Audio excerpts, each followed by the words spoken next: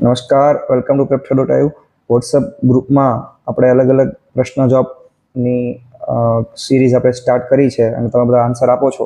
એના પ્રશ્નનો answer key પણ એમાં ઉપલબ્ધ આપણે કરાવીએ છીએ. પ્લસ એ આન્સરની ખાલી આન્સર દઈને જે વનલાઈનર આટલા સમયથી તમે આન્સર આપતા જ જાઓ છો એમસીક્યુના અને ટીક કરતા જાઓ, વનલાઈનર તરીકે વાંચી લ્યો, પછી યાદ રહે નો યાદ રહે એનું કોઈ ગેરંટી નહીં અને કે એનો કોઈ કન્સેપ્ટ ક્લિયર ન હોય, બરાબર. તો એને કન્સેપ્ટ ક્લિયર કરવા માટે આપણે ફ્રી વિડીયો સિરીઝ યુટ્યુબમાં સ્ટાર્ટ કરેલી છે. તો એનો બીજા વિડીયો તરીકે આપણે આ વિડીયોમાં તમારું સ્વાગત કરીએ છીએ. તો બીજા વિડીયોમાં જે આ પાછલા 2-3 દિવસના પ્રશ્નો હતા એ આપણે સોલ્વ કરીશું. તો પ્રથમ પ્રશ્ન છે કે ડાયગ્નોઝ ધ સિન્ડ્રોમ. કયો સિન્ડ્રોમ છે આ?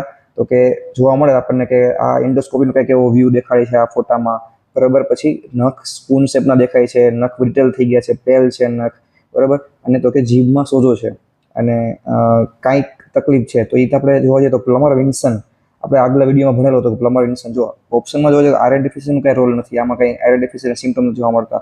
પ્લસ અલ્સરેટિવ કોલાઇટિસ, કોલોનનું કંઈ પણ વસ્તુ ઇન્વોલ્વ નથી, બરાબર. એટલે અલ્સરેટિવ કોલાઇટિસમાં નહીં થાય. મેરિગોલોબ્લાસ્ટિકનું પણ કંઈ આમાં અલગ પ્રકારનું કંઈ સિમ્ટમ જોવા મળતા. એક વસ્તુ છે પ્લમર વિન્સન. તો પ્લમર વિન્સન જ્યારે આપણે ઓપ્શનમાં આવે ત્યારે એક વસ્તુ યાદ આવી જતું કે સેન્ટર ફ્રૂટ નિરોટાઈ. સેન્ટર ફ્રૂટ નિરોટાઈમાં શું હતું? તો કે કેસીજી લબલબાઈમાં જે જીભ બહાર કાઢીને અલગ અલગ રીતે બોલતા હતા, બરાબર. તો એ પ્લમર વિન્સન, પ્લમર એ યાદ રાખીને પ્લમર વિન્સનથી આપણે જીભ અથવા તો ડિસ્ફેજિયા અથવા તો ગળાની કંઈક વસ્તુ આપણે યાદ રાખશી. તો એનો ટ્રાયડ છે તો કે આયર્ન ડેફિશિયન્સી એનેમિયા સાથે સાથે એમાં ગળાની કંઈક વસ્તુ થાય છે. પ્લમર વિન્સનમાં શું થાય છે? તો કે આલા ગળામાં જે અલગ અલગ જે ઇસોફેજિયલ ઉપરના પાર્ટ છે, તો ઇસોફેજિયલમાં અલગ અલગ નાના એવા થીન ફોલ્ડ્સ, બરાબર, ફાઇબ્રસ ફોલ્ડ સ્કિનના મસલ લેયરના એ જોવા મળશે. તો કે એને શું કહેવાય? ઇસોફેજિયલ વેબ, બરાબર. એનું મોસ્ટ ડાયગ્નોસ્ટિક એક જ સિમ્ટમ છે ઇસોફેજિયલ વેબ. આવેલા સીધું પ્લમર વિન્સન જ આવી જાય, યાદ આવી જાય આપણને. એ જ ટીક કરવું. ડિસ્ફેજિયલ ઇસોફેજિયલ વેબને લીધે શું થશે? તો કે ગળવામાં તકલીફ પડશે, ખાવામાં તકલીફ પડશે, ખાવામાં તકલીફ ગ્લોસાઇટિસથી પણ પડશે, જીભમાં સોજો છે એટલે એમાં પણ તકલીફ પડશે, બરાબર. ત્રીજું સિમ્ટમ છે કોઈલોન્કિયા, એટલે કે સ્પૂન શેપના નખ થાય. કેના તરે થાય છે? તો કે આયર્ન ડેફિશિયન્સી થાય છે. મીન્સ કે આખો ટ્રાયડ આખો સિન્ડ્રોમ મળે છે iron deficiency anaemia, dysphagia, oesophageal web and koilonychia. તો આનો ઓપ્શન આવશે, આન્સર આવશે પ્લમર વિન્સન સિન્ડ્રોમ. તો બીજો એનો નેક્સ્ટ પ્રશ્ન હતો તો કે ધર્માર્થ કામ મોક્ષાણામ ખાલી જગ્યા મૂલમ ઉત્તમમ. તો આરોગ્ય મૂલમ ઉત્તમ, બધાને ખબર છે આરોગ્ય મૂલમ ઉત્તમ, બધા સાચો આન્સર ટીક કરેલો હતો. તો આરોગ્ય મૂલમ ઉત્તમ એટલે કે ચરક દીર્ઘજીવિત અધ્યાય સૂત્રસ્થાન પહેલામાંથી પ્રશ્ન પૂછેલો હતો. તો કે હેલ્ધી લાઇફસ્ટાઇલ કેમ ચરક સંહિતામાં આપેલી છે કે હેલ્ધી લાઇફસ્ટાઇલ આપણે જીવવી હોય તો સૌપ્રથમ તેનું ધ્યાન રાખવું. અત્યારે બધા આપણે મોટા બધી વસ્તુ માટે ભાગીએ છીએ. તો એના સૌપ્રથમ એનું મેઇન રીઝન છે કે હેલ્થ. તો હેલ્ધી લાઇફસ્ટાઇલ માટે જો હેલ્થ સારી હશે તો રિલેશનશિપ એટલે કે અર્થ કામ સારો બનશે, સારી રીતે તમે પ્રોડક્ટિવિટી ક્રિએટિવિટી તમે કરી શકશો, સારા એવા કેરિયરમાં તમે જોબ સેટિસ્ફેક્શન મેળવી શકશો, એટલે કે અર્થ સારો તો મળશે. ધર્મ અને કામ, મોક્ષ, બરાબર. મોક્ષ એટલે કે પોતાના વેલબિંગ માટે, પોતાની જાત માટે તમે ક્યારે વિચારશો, એના માટે આ બધી વસ્તુથી દૂર ભાગીને વિચારતા થાવ તો એના માટે પણ મોક્ષ. તો મોક્ષ માટે ધર્મ અર્થ બધા માટે આરોગ્ય એનું મેઇન બેઝ છે. દીર્ઘજીવિત અધ્યાય છે એનો રેફરન્સ આ છે, ધર્માર્થ કામ મોક્ષ આરોગ્ય મૂલમ. તો કે સુવર્ણાદિ એની ટીકામાં ચક્રપાણી શું કહે છે? તો કે અર્થ એટલે કે સુવર્ણાદિ કામ્ય, એટલે કે સુવર્ણાદિની કામના, એ અર્થ છે. મોક્ષ સંસાર વિમોક્ષ, સંસારથી મોક્ષ, વિમોક્ષ. આરોગ્યમ રોગ અભાવ ધાતુ સામ્યમ, રોગનો અભાવ અને ધાતુનું સામ્યતા હોવી આરોગ્ય છે. એનું બધાનું કારણ શું છે? તો કે આરોગ્યનું બીજું છે કે રોગ ગ્રહિત કવચિત પુરુષાર્થે સમર્થાત યુક્તમ, એટલે કે રોગ ગ્રહિત અસર ક્યારે પણ આ ચારેય વસ્તુ એક સાથે ક્યારે પણ સર્વાઈવલ નહીં કરી શકે અને કામ પણ નહીં કરી શકે. મીન્સ કે બધા માટે બધે ભાગવા કરતા પહેલા હેલ્થનું ધ્યાન રાખવું, બરાબર. બીજો પ્રશ્ન પૂછેલો હતો કે અથતે શરણમ સક્રમ. આ પ્રશ્ન હતો અથતે શરણમ સક્રમ, બરાબર. તો અથતે શરણમ કે જે હિંમત પાર્શ્વે જે આખી એક મેડિકલ કોન્ફરન્સ યોજાયેલી હતી. તો મેડિકલ કોન્ફરન્સ પછી ભારદ્વાજજીને ઇન્દ્ર પાસે મોકલવામાં આવ્યા. તો ઇન્દ્રનું એક સિમ્ટમ, ઇન્દ્ર ભગવાનનું એક સિનોનિમ છે સક્રમ, બરાબર. સક્રમ એને ત્યાં ઇન્દ્રજીને ત્યાં ભારદ્વાજને આયુર્વેદનું નોલેજ મેળવવા માટે, આયુર્વેદની જ્ઞાનની પ્રાપ્તિ માટે ત્યાં એને રિક્વેસ્ટ કરવા માટે ઇન્દ્ર પાસે મોકલવામાં આવ્યા હતા. તો અથતે શરણમ સક્રમ મીન્સ ઇન્દ્ર, બરાબર.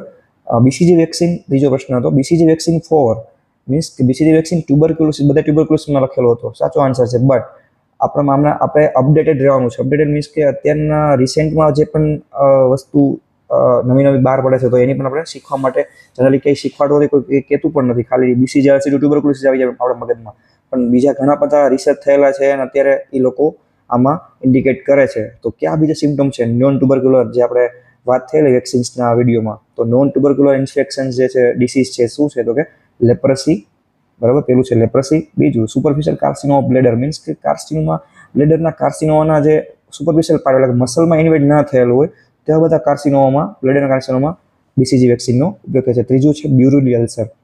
બ્યુરિલ અલ્સર મોસ્ટ ટાઈમ છે સર્જરી વિભાગમાં પૂછાઈ શકે છે. એટલે કે ટ્યુબરક્યુલોસિસ ખાલી એને રેસ્પિરેટરી અથવા તો બોન ઇન્વેટ કરતા એવું નથી થતું, સ્કિનમાં પણ ઇન્ફેક્શન ટ્યુબરક્યુલોસિસનું થાય છે અને એના લીધે અલગ અલગ પ્રકારના અલ્સર જોવા મળે છે. ટ્યુબરક્યુલર અલ્સર આપણે કહેતા હોઈએ છીએ. તો બ્યુરિલ અલ્સર જે છે, બ્યુરિલ અલ્સર ફિમેલમાં મોસ્ટ કોમનલી જોવા મળતું હોય છે. તો નીચેના પગના ભાગમાં જે ચરબીના ભાગ જે વધારે છે ત્યાં બ્રાઉનિશ ટાઈપના એવા ચકામા થાય છે, બરાબર, બ્રાઉનિશ ટાઈપના. અને એ મેક્યુલર કહેવાય ને કે પેચિસ ટાઈપ જોવા મળે છે. તો એ અલ્સરનો પ્રકાર છે. એમાં જનરલી એ ટ્યુબરક્યુલર એમાં સસ્પેક્ટ મોસ્ટ કોમનલી હોય છે, બરાબર. તો એ આપણે આગળના વિડીયોમાં ભણશું. પણ આ 3 પ્રકારના, એટલે કે ઓપ્શન શું છે? તો કે ટ્યુબરક્યુલોસિસ, લેપ્રોસી, કાર્સિનોમા બ્લેડર, એટલે કે મીન્સ કે ઓલ. ઓપ્શન સાચો છે all. Just four information, just four knowledge, આ બધી વસ્તુ જરૂરી છે કોઈ પણ જગ્યાએ આપણી ઇમ્પેક્ટ સાબિત કરવા માટે એઝ અ આયુર્વેદિક ફિઝિશિયન, બરાબર, આયુર્વેદિક સર્જન અથવા ડૉક્ટર.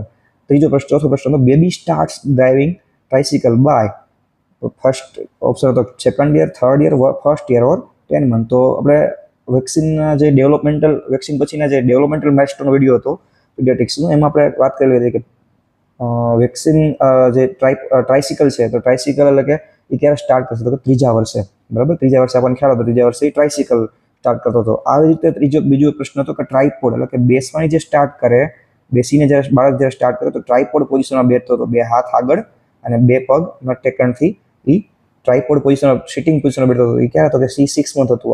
આ શું છે? તો કે ટ્રાઇસિકલ છે. આ 3 યરથી સ્ટાર્ટ કરશે. નેક્સ્ટ ક્વેશ્ચન હતો કે the presence of the one of the following is not required to authorize termination of pregnancy in case of woman of 27 weeks gestation period with substantial fetal abnormality. એટલે fetal abnormality હોય અને therapeutic termination કરવું હોય પ્રેગ્નન્સીનું, તો therapeutic termination of pregnancy કરવી હોય તો MTP અનુસાર કોની હાજરી ત્યાં જરૂરી નથી? તો કે લોયરની હાજરી ત્યાં જરૂરી નથી. કેમ જરૂરી નથી? શું કામ ખબર પડશે આપણને કેમ જરૂરી નથી? અને આગળ જોઈએ તો MTP એક્ટ, બધાને ખબર છે MTP એક્ટ શું છે. MTP એક્ટ એટલે કે medical termination of pregnancy act 2020 એબ્નોર્મલ હમણાં જ થયેલું છે, રાજ્યસભામાંથી પાસ આઉટ થયેલો છે બિલ છે. ઈ શું કહે છે? તો કે 20 વીક, આપણો પ્રશ્ન હતો 27 વીક કે બાળકને તકલીફ પડી એટલે પ્રેગ્નન્સી ટર્મિનેશન કરવું પડ્યું. તો 20 વીક પહેલા આપણને 20 વીક પહેલા એબોર્શનની વાત કરેલી હતી, ટર્મિનેશન કરાવી દેતા હતા, થેરાપ્યુટિક ટર્મિનેશન. પણ હવે બીજા બિલ પ્રમાણે 20 વીક સુધી જો કરવું તો એક ડૉક્ટરનો ઓપિનિયનની જરૂર હોય છે. 20 વીકથી 24 વીકમાં જો આપણે ટર્મિનેશન કરાવવું હોય પ્રેગ્નન્સીનું, તો એમાં 2 doctor, max to max 2 doctor જરૂરી હોય છે ઓપિનિયન એનો. અને બિયોન્ડ 24 વીક એમાં મેડિકલ જે આપણો પ્રશ્ન છે એટલે કે 27 વીક આવે બિયોન્ડ 24 વીક્સમાં. તો 27 વીકમાં જોવા જઈએ તો 27 વીકમાં શું? તો કે મેડિકલ બોર્ડની હાજરી ત્યાં ઓપિનિયન એનો જરૂરી છે. તો મેડિકલ બોર્ડ આપણે વાત થઈ કે below 20 weeks 1 RMP opinion, registered medical practitioner opinion, 20 to 24 weeks not less than 2 RMP opinion, એટલે કે 2 થી તો ઓછા તો ન જોવા જોઈએ એમ, બરાબર. મીન્સ કે 2 તો હોવા જ જોઈએ. Beyond 24 weeks means medical board decision. વાત થઈ મેડિકલ બોર્ડ ડિસિઝન. આપણો પ્રશ્ન હતો 27 વીકનો. 27 વીકમાં કોણ ત્યાં હાજર હોવું જોઈએ?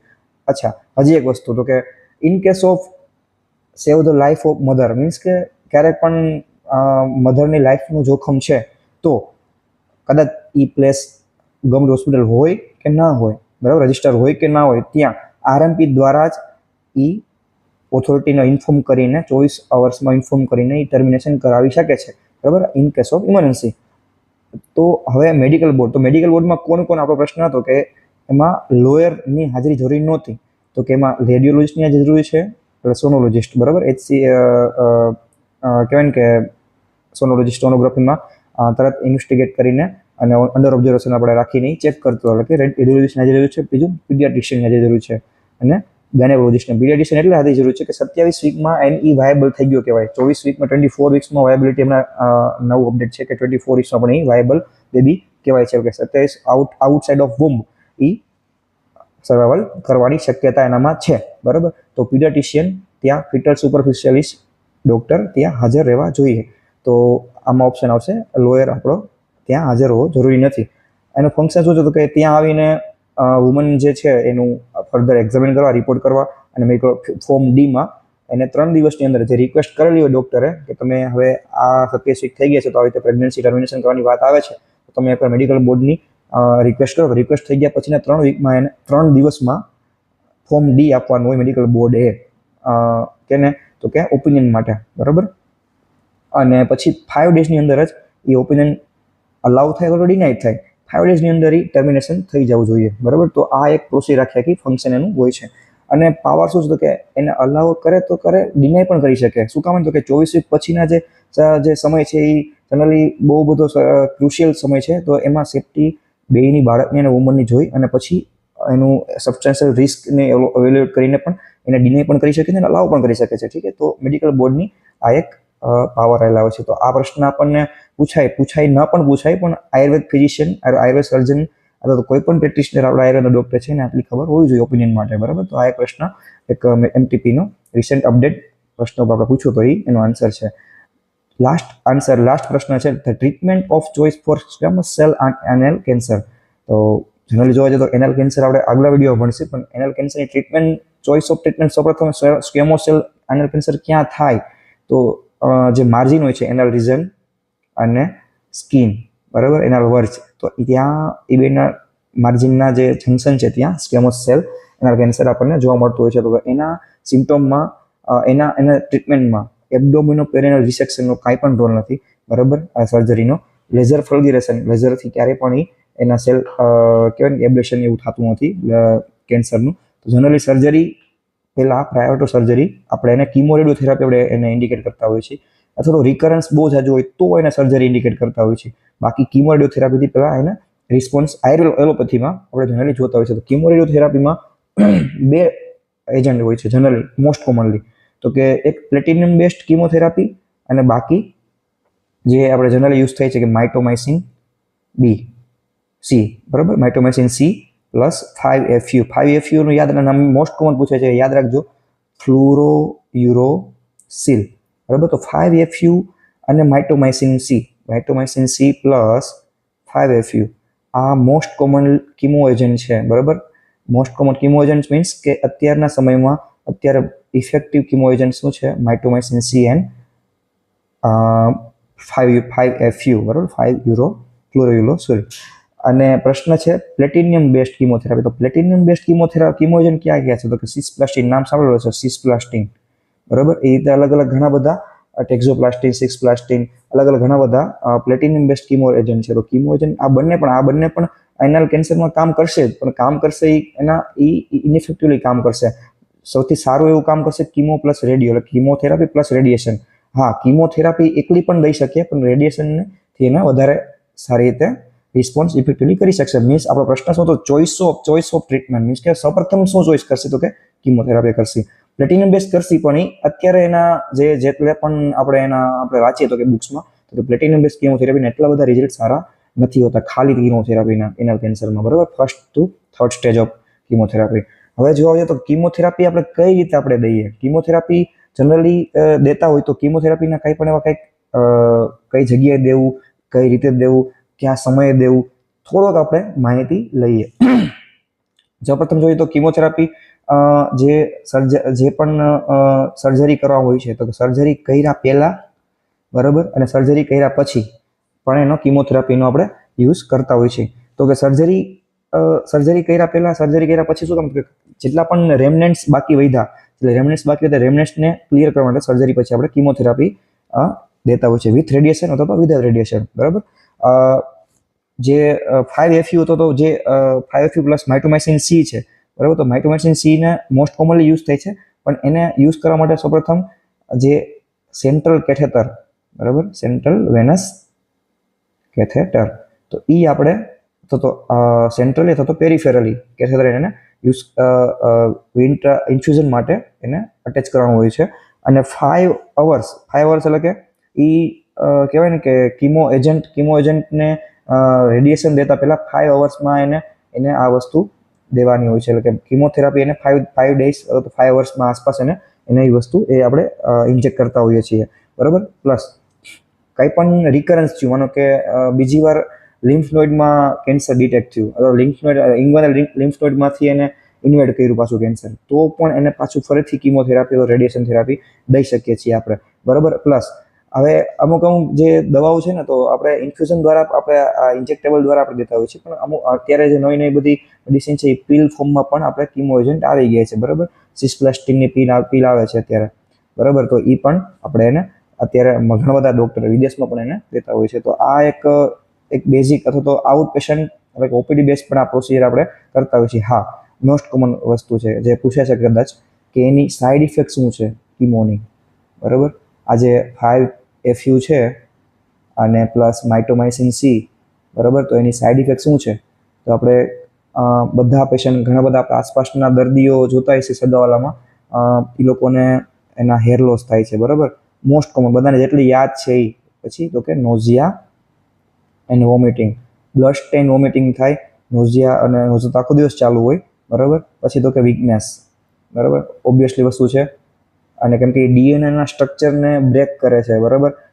જનરલી આ જે કિમો એજન્ટ હોય છે એ ડીએનએના સ્ટ્રક્ચરને બ્રેક કરે કેન્સરના સેલ્સના, અને એને રેપ્લિકેટ અને ટ્રાન્સક્રિપ્શન એનું અટકાવી દે છે, મીન્સ કે ડીએનએ ઉપર કામ કરે છે. વીકનેસ અને ફેટિક જોવા મળે છે. તો કે અને આપણે જોતા હોઈએ છીએ કે કેન્સરના કિમોથેરાપી ચાલુ હોય ને એનો આખો ચહેરો પાંડુ, એટલે કે આપણે જે રોગ કીધું છે ને, આખો શ્યાવ કલરનું થઈ ગયું હશે. તો પાંડુ જે એટલે કે RBCs and white blood cells, બરાબર, આ બધા પ્લસ પ્લેટલેટ્સ, આ પણ એના ડાઉન થયેલા હોય છે બધામાં, બરાબર. તો એટલે આપણે જોતા હોઈએ છીએ કે કિમો જ્યારે આપણે દઈએ ને, કિમો દઈ એની પહેલાં અને કિમો દઈને પછી એને બ્લડ ટ્રાન્સફ્યુઝન આપણે દેતા હોઈએ છીએ. શું કામ? તો કે આ બધી વસ્તુના સિમ્ટમના કારણે, સાઈડ ઇફેક્ટના કારણે. તો આ એક આખો વિડીયો હતો. જનરલી બધા પ્રશ્નો આપણે ઇન્વોલ્વ થઈ ગયા. ભવિષ્યમાં આપણે નેક્સ્ટ ક્વેશ્ચનને જોઈશું. કાંઈ પણ પ્રિપરેશનને લગતા પ્રશ્નો, પ્રિપરેશન કઈ રીતે કરવી, પ્રિપરેશન જીપીએસસીની, અથવા તો હમણાં જે નેક્સ્ટ એપીજીટી 2026ની લેવાશે, તેના પર અલગ અલગ કોર્સ આપણે હમણાં સ્ટાર્ટ કરશે નજીકના ભવિષ્યમાં. તો કાંઈ પણ પ્રશ્ન હોય તો ગમે ત્યારે અમારો કોન્ટેક્ટ કરી શકો છો. થેન્ક યુ, ધન્યવાદ.